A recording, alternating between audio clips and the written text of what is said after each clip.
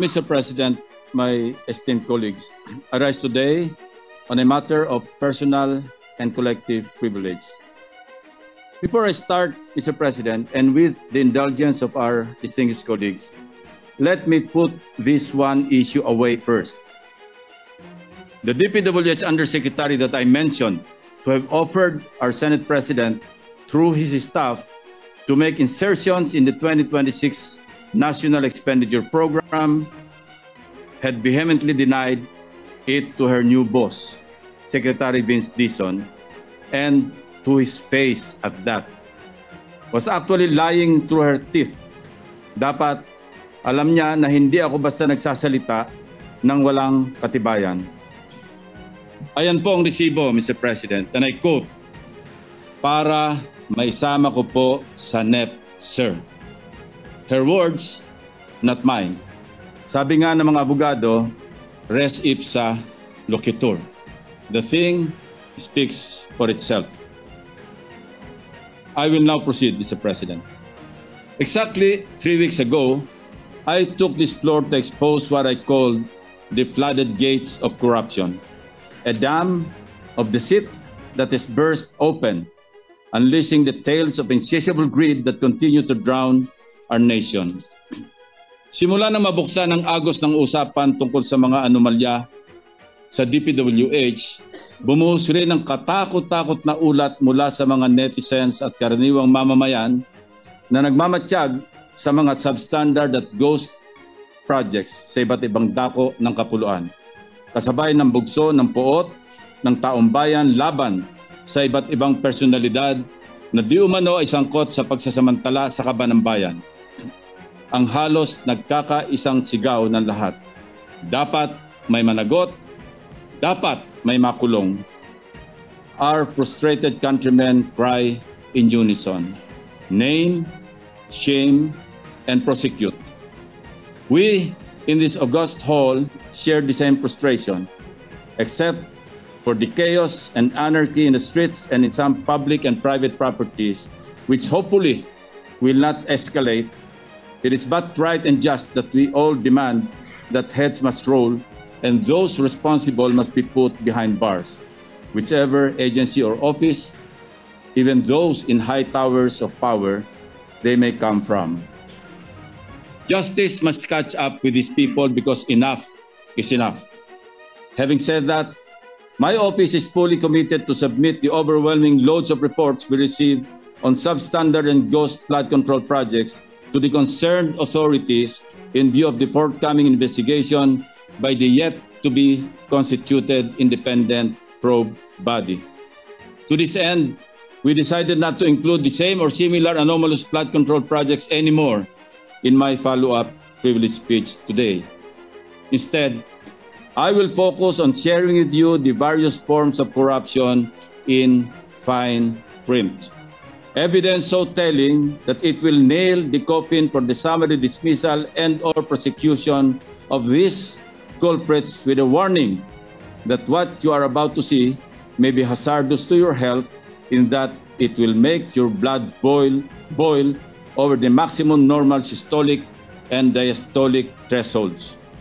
First, how the fruits of corruption are being squandered, albeit partly by these officials, entrusted to protect people's lives and low-lying communities from the devastation caused by typhoons and low-pressure areas.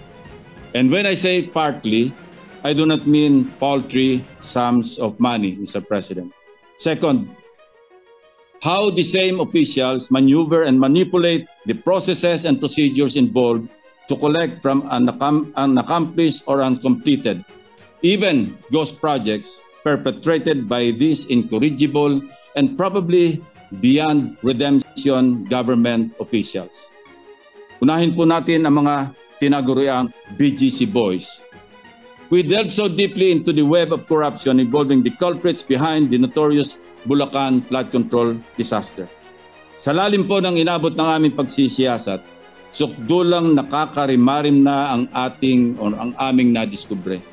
These DPWH officials reached the lowest of the low and the highest of the high in the many corners of casinos across the country.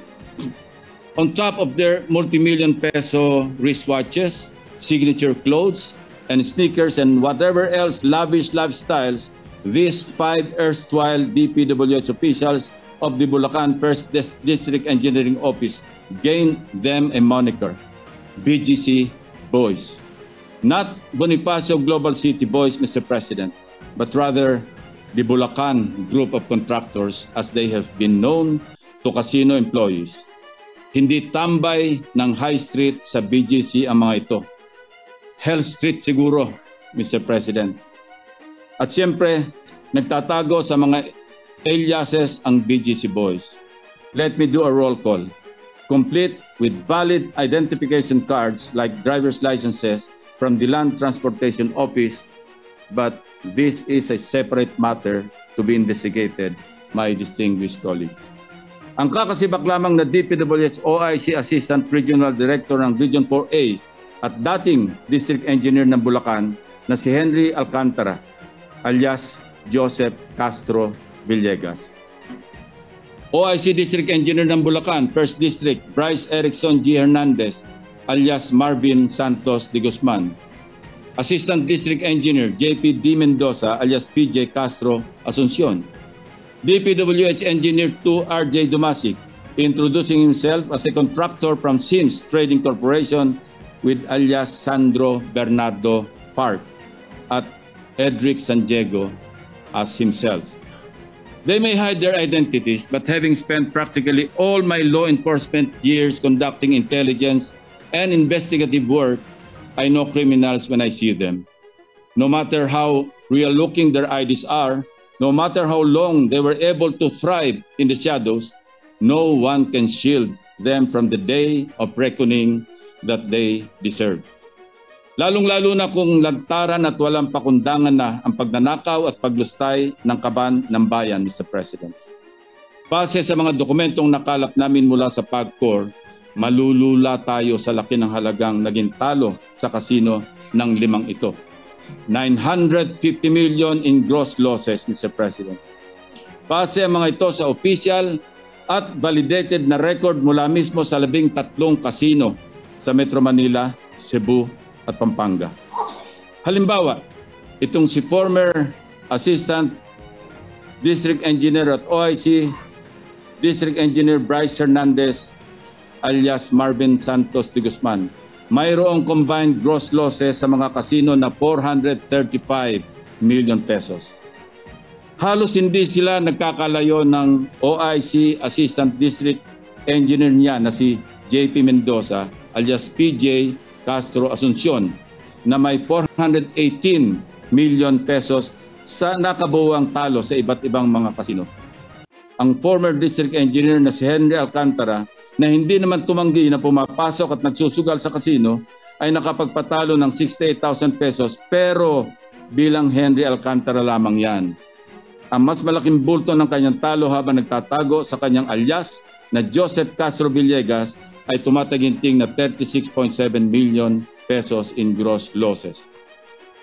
Hindi rin natin sinasantabi ang milyones na pinatalo ng mga DPWH employees na nagpapanggap na contractors na sina Project Engineer RJ Dumasig alias Sandro Bernardo Park na may gross losses na 16.9 million at Edric San Diego alias himself or as himself na may losses na 42.4 million pesos. Akala siguro ng mga ito ay maaari silang manatiling multo o incognito. Ito ay isa lamang sa tambak na pagkakamali nila, Ginoong Pangulo. Interestingly, mukhang may kakaibang milagro ang dumapo sa tropang BGC Boys sa isang kasino sa Newport World Resort sa Pasay, kung saan sila ay tumabo ng 100 milyong pisong panalo mula August 31, 2023 hanggang April 4, 2024. Henry Alcantara, 4.7 million pesos. Bryce Erickson Hernandez, 189 million pesos. JP Mendoza, 320 million pesos. RJ Dumasig, 7.37 million pesos. Edric San Diego, 11.7 million pesos. Sinuwerto nga ba sabay-sabay na nalala ang mga ito, Mr. President? O baka naman money laundering scheme May report kami at ito ay aming pang binabalidate na peke lang ang pagdeklara nilang panalo. How so? Magpapalit ng cash into casino chips. Pero pag natalo ng kaunti, pupunta sa cashier para mag-cash out at ideklarang panalo ang pinagpalitan nilang chips. Smart? Your guess at this point is as good as mine.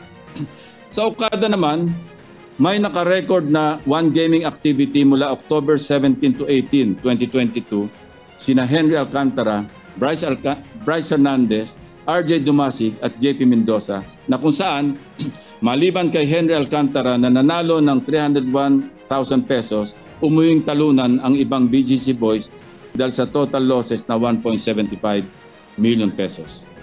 Mr. President, let me show you the record of cash to chips and chips to cash transactions of the BGC boys sa mga kasino na pinasyalan nila mula taong 2023 hanggang 2025.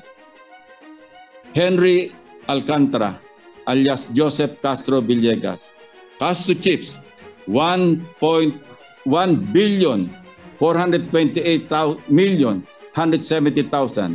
Yes, Mr. President, you heard it right, my dear colleagues. B as in billion, hindi M or million. Cash to chips, 997,765,000 pesos. Bryce Hernandez, alias Marvin Santos de Guzman, cash to chips, 659,910,000 pesos. Chips to cash, 1,385,360,250 pesos.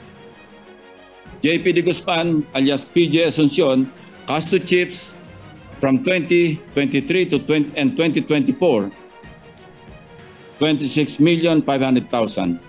Cash to chips 2023 and 2024, 280,093,500 pesos. In this regard, my office has submitted their names and aliases to the Anti-Money Laundering Council since casinos are covered persons under the amended Anti-Money Laundering Act. Hindi pa po dito nagtatapos, Mr. President, ang kanilang mga kabulastugan. Sa aking naunang privilege speech noong August 20, 2025, nauna ko nang nilarawan base sa aming sources ang mag-among sina Alcantara at Hernandez na may parehong level ng pagmamahal sa pera. Itong si Bryce Hernandez, nagkalat na nga ang kanyang mga larawan sa social media dahil sa kanyang kabulastugan. Aba, hindi man lamang nahiyang pumasyal-pasyal sa isang kasino sa Metro Manila hanggang noong September 1, 2025. Habang naghihiring ang Senate Blue Ribbon Committee, si Bryce nasa isang kasino nagsusugal. Ang ibang BGC boys may record pa hanggang noong nakarambuan ng Agosto sa paglalaro sa mga kasino. Sumatotal, habang lubog pa rin sa tubig baha ang mga taga Bulacan dahil sa mga pangungurakot na mga ito at kahit booking na mismo ng Pangulo ang kalokohan, sige pa rin ang pagpapasasa ng BGC boys sa pagwawaldas ng pera ng taong bayan. Walang kahiya-hiya sa katawan.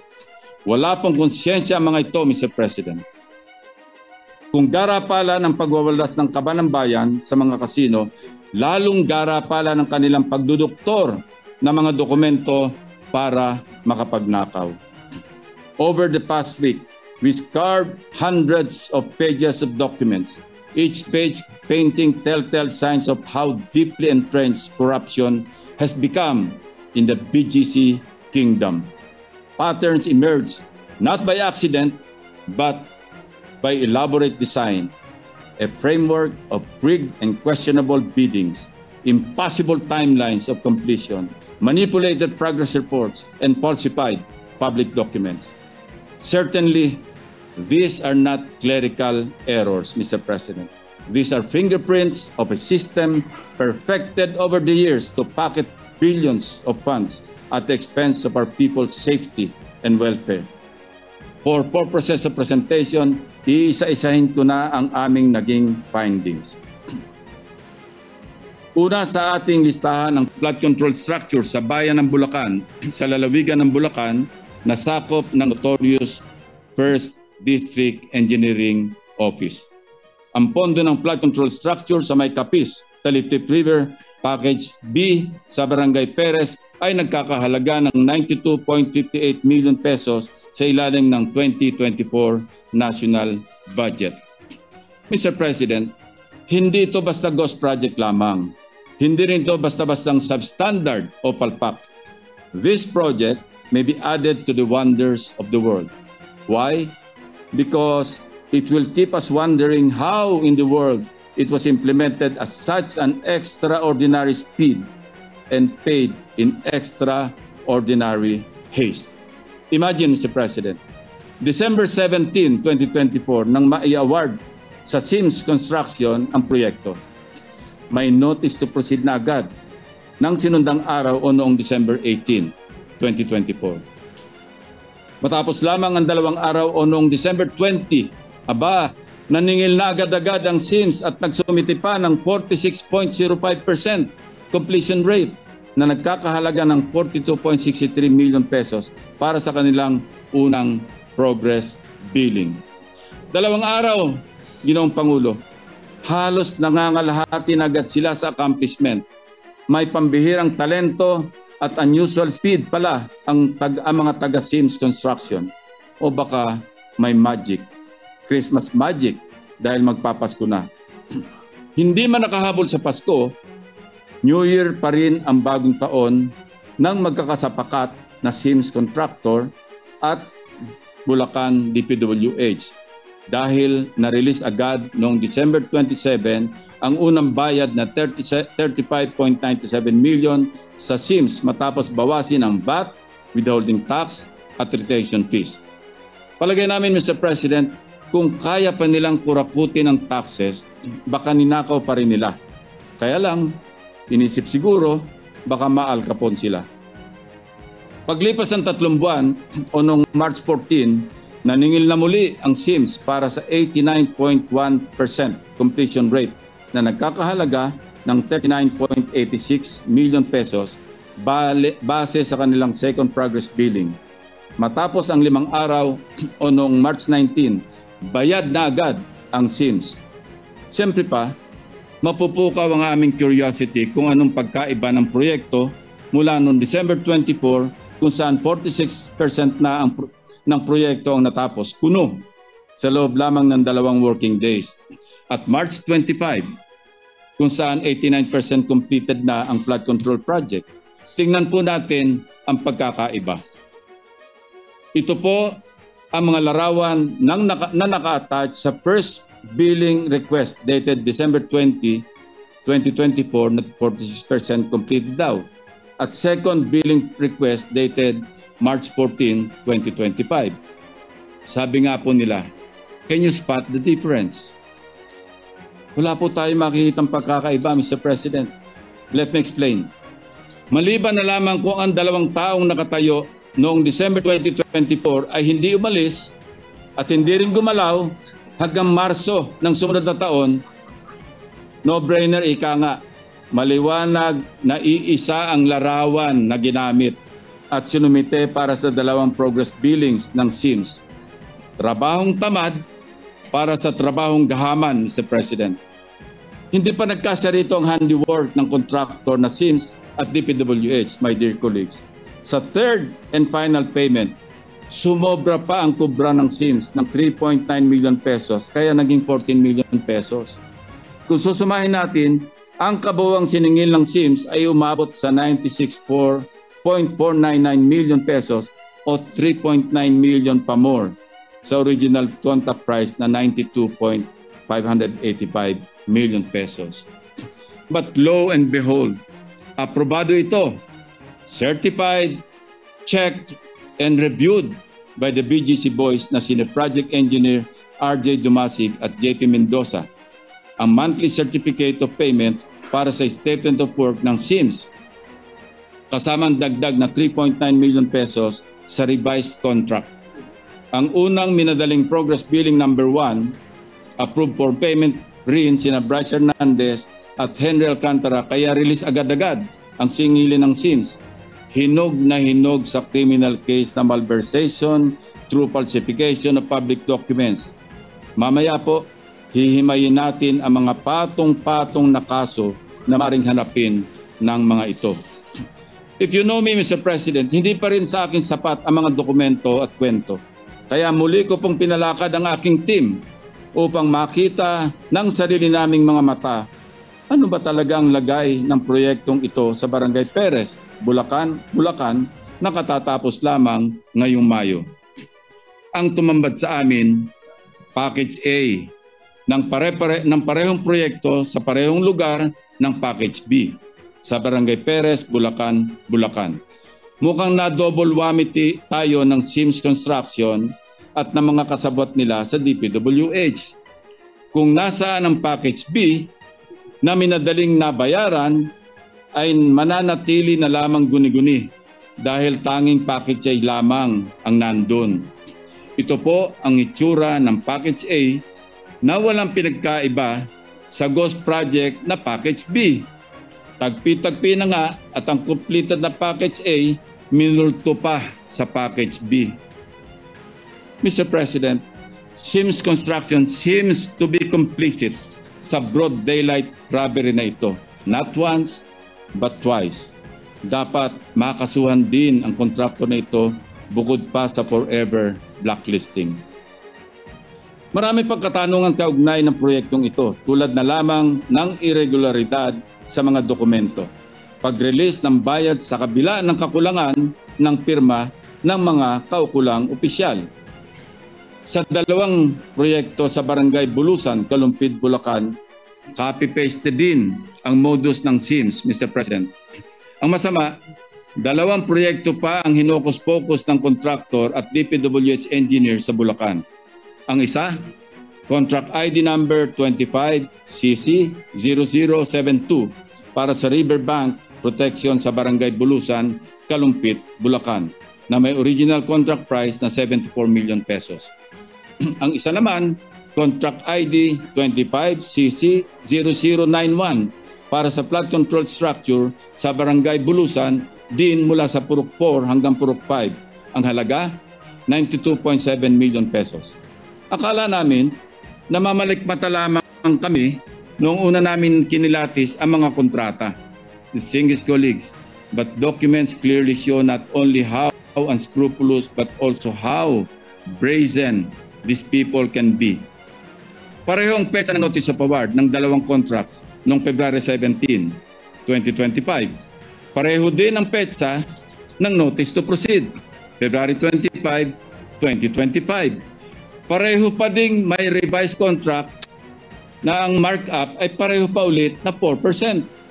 At ang ultimong panggagago, Mr. President, sa loob lamang ng 15 araw mula February 25 hanggang March 12, parehong 89% ang completion rate ng dalawang proyekto. Hindi lang yun. Siyempre, sabay din ang singil ni Sims para sa second and final payments noong April 4, 2025. Fully paid ang parehong proyekto na sa parehong araw din noong April 22, 2025. Parang kinikinit ako na, Mr. President, na nagtatawanan pa ang mga matatalinong gagmaching na ito habang nagbibiyahe papuntang kasino, dala ang kwartang kinulimbat habang naglilimas ng tubig baha papalabas ng kanilang mga bahay ang mga pobreng taga Bulacan. Magkaibang proyekto na ang contract duration na sana ay 240 days at 270 days respectively, pero sabay natapos ng record period na 34 days. 100% completed kuno. Sa kabilang dako, okay, let's give him the benefit of the doubt. Baka nga naman 100% o 100% na lakas ang binigay ng Sims kaya natapos agad-agad at sabay pa ang dalawang proyekto. Tingnan natin ang progress reports na sinumite nila, Mr. President.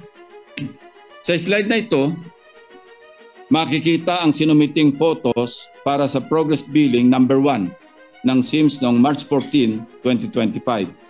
Sa kaliwa, attachment para sa 25CC0072 contract.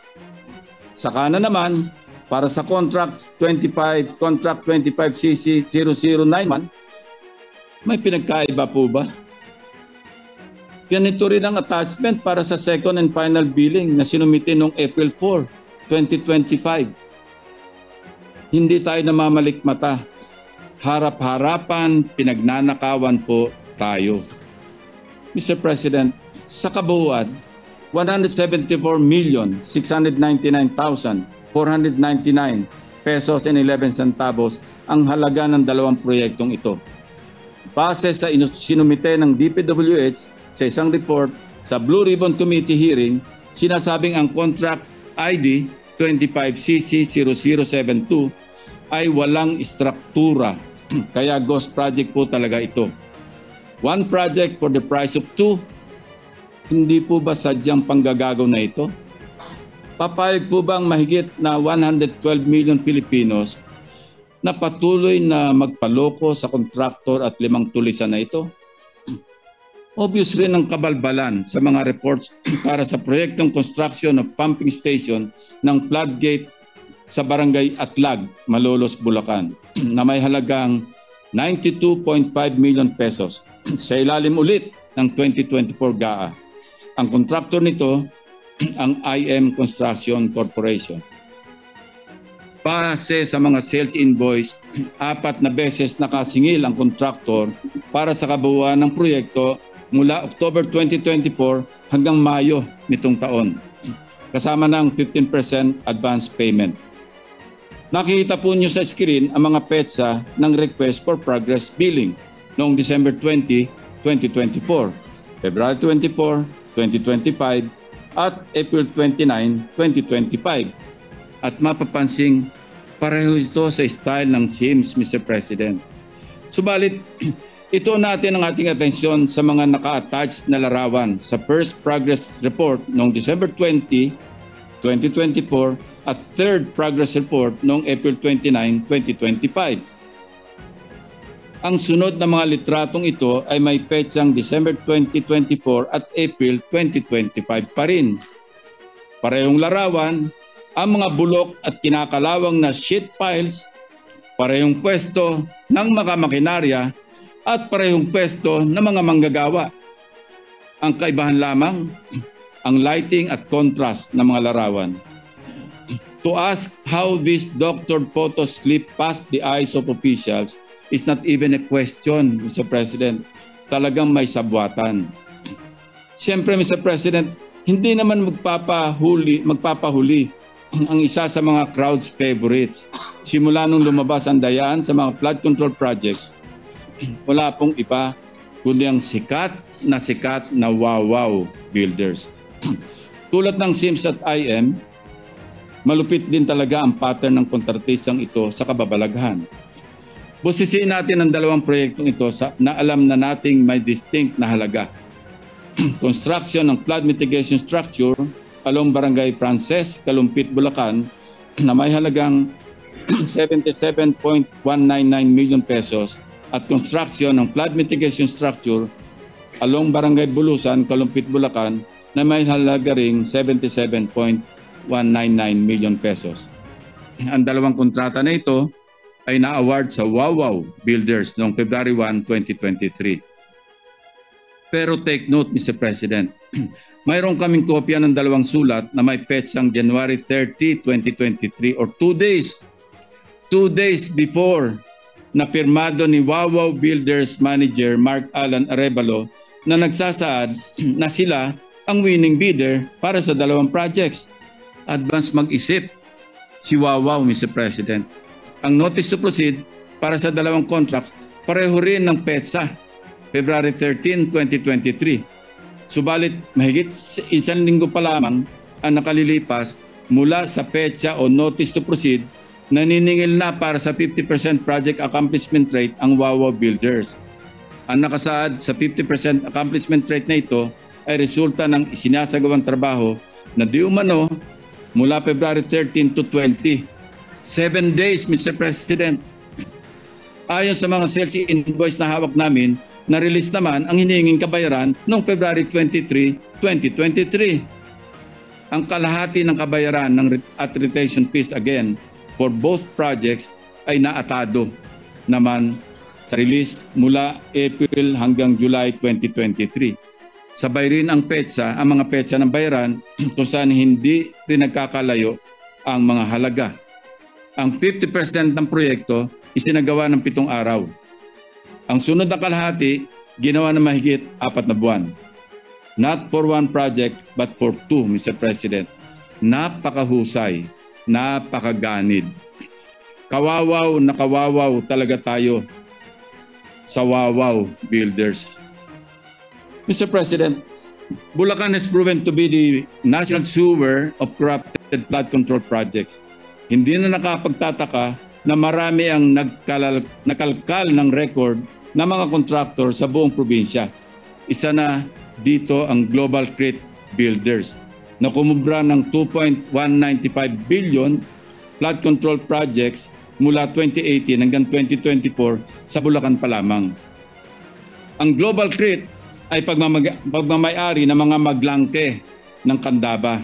Si Mayor Rene Maglangke ang presidente noong 2024 na kung saan may mga kontrata na siya mismo ang pumipirma na dapat sana ay nag-divest siya. This should not come as a surprise, Mr. President. In the words of Mayor Maglangke, and I quote, "Isa akong malaking kontratista. Kilala sa buong Pilipinas na nangongontrata at bilyon-bilyon ang proyekto ko sa buong Pilipinas. Growing family business indeed." Pero hindi pa dito natatapos ang kwentong pamilya, Mr. President. The web of family names reveals a web of stories. Ang mga Maglangke rin ang may-ari ng MBB Global Properties Corporation na siya namang nagmamay-ari ng Windham Garden Hotel sa Clark, Pampanga na itinayo sa halagang halos 1 bilyong piso. Gayunman, kung babalikan, hindi lamang Maglangke ang kilalang family name na nagmamay-ari ng MBB Global Properties. Nitong August 15, 2025 lang daw nagpalit ng stockholders ang MBB.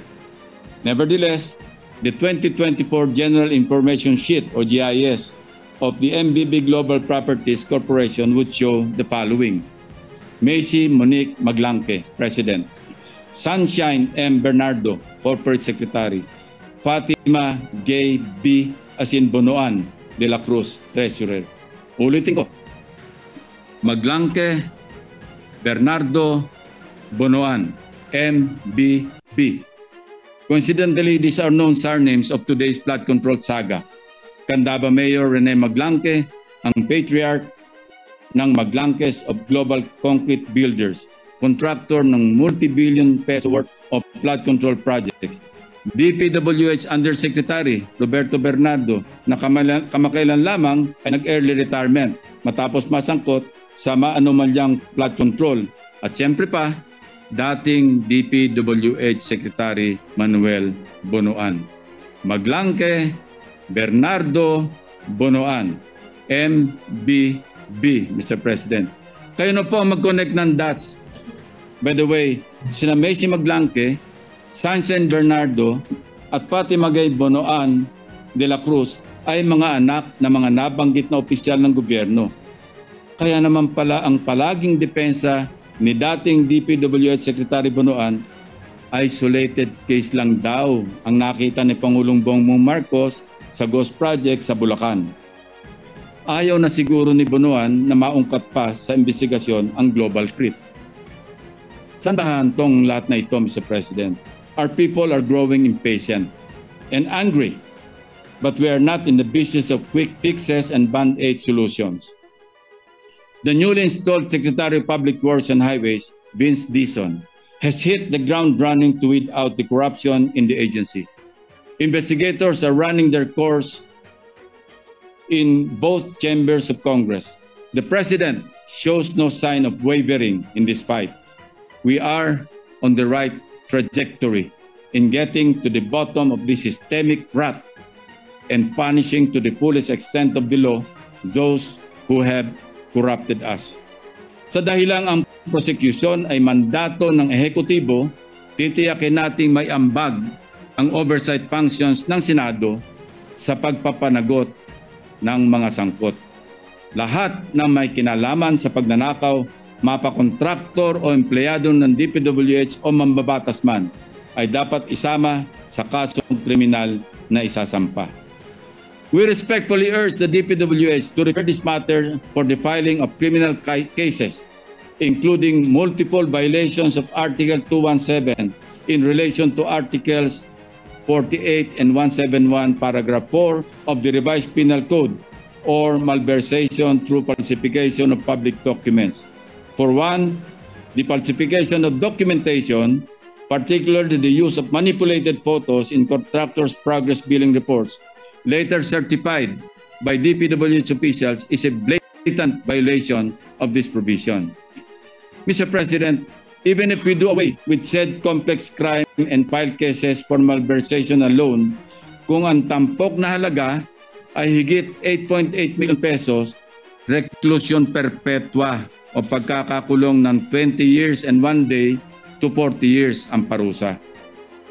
Next is the prosecution for violation of the Anti-Graft and Corrupt Practices Act, Republic Act 3019, Section 3E, causing undue injury to the government or giving a private party unwarranted benefits, advantage, or preference through manifest partiality, evident bad faith, or gross inexcusable negligence.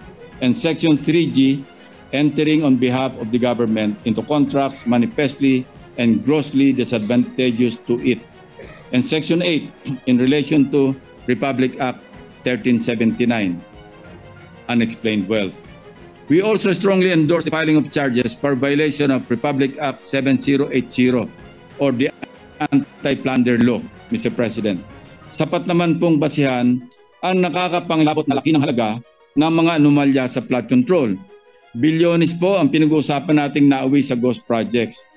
Ang marangyang pamumuhay ng mga sangkot na opisyal ng DPWH at ang daang milyong kaya nilang ipatalo sa mga kasino ay kabilang sa magpapatunay sa paglabag sa batas na ito. These facts show that the accumulated ill-gotten wealth has undeniably breached the minimum threshold for plunder, which is 50 million pesos.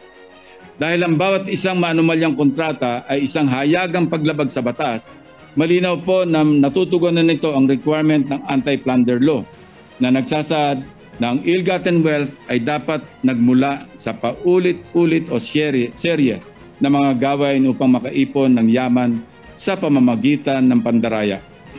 Mr. President, we likewise detailed the infractions of the BGC boys in connection with their gambling spree.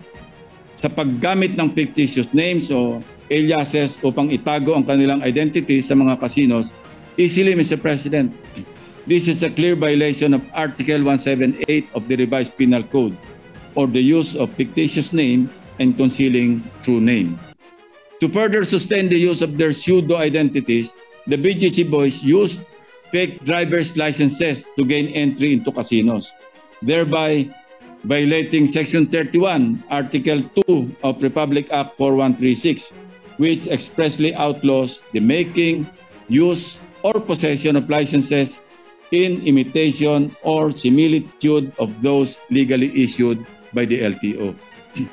Sa aktual na garapalang paglalaro sa kasino, ito po ay violation ng Presidential Decree number 1869, Republic Act 6713, and various memorandum circulars prohibiting and penalizing government officials for entering and much more for playing in casinos.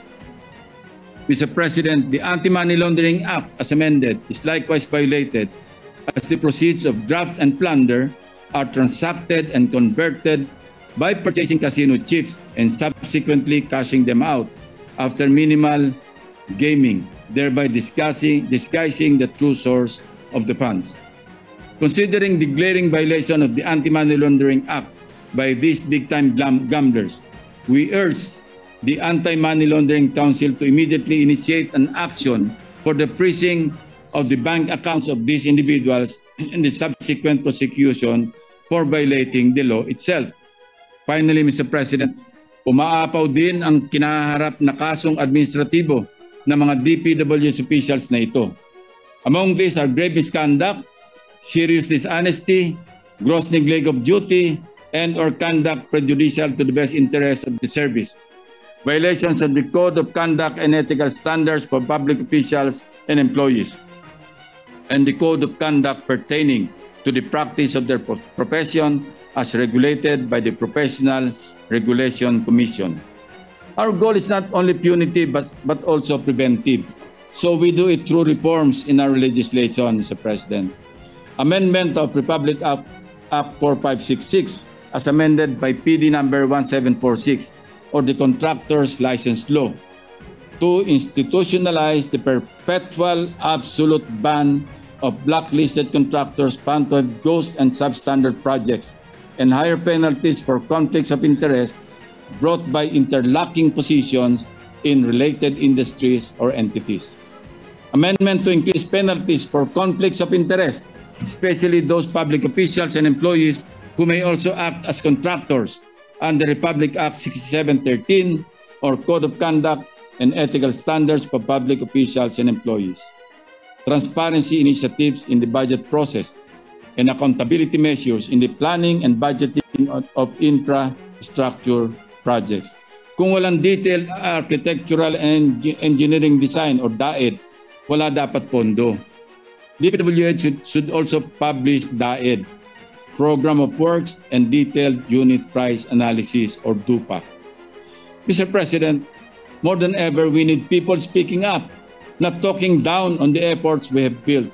Words such as, wala ring mangyayari dyan, wala namang makukulong, at umpisa lang yan, malilimot din yan, do not help our cause, Mr. President, but only embolden those who have robbed us of our hard-earned taxpayers' money. In my first privilege speech, I spoke about the flooded gates of corruption.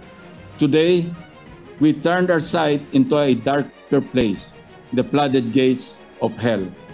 There, we can find those who rob the Filipino people, drowning not in floodwaters but in sins and moral decay of the corrupt and greedy officials and contractors. Sana, sa madaling panahon, malunod ang may mga kasalanan sa dami ng kasong kanilang haharapin. Mr. President, these people have reduced the lives of our flood-stricken countrymen into living hell. It is time to give them what they rightly deserve.